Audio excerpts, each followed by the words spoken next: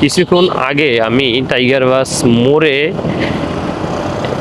আমি দাঁড়িয়েছিলাম, আমার একটা ফ্রেন্ডকে পিছনে ফেলে আসছি এবং আমি কিছুটা সময় স্পিডে গাড়ি চালিয়ে ফেলছি, ও কিছুটা সময় জ্যামের ভিতরে পড়ে আছিল। আমি টাইগার বাস মোড়ে কিছুক্ষণের জন্য দাঁড়িয়েছিলাম এবং আমাকে একজন সার্জেন্ট অফিসার এসে বলতেছে আপনার ডকুমেন্টস দেখান।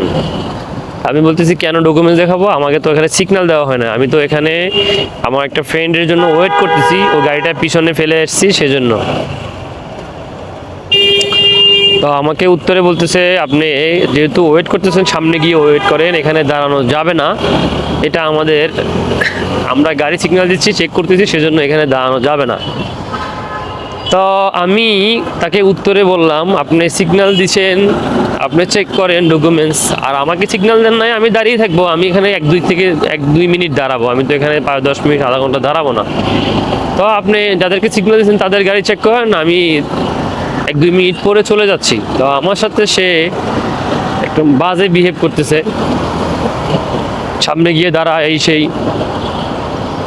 বাড়ি দিয়ে ফেলে দিব, এই ধরনের বিহেভ করতেছে।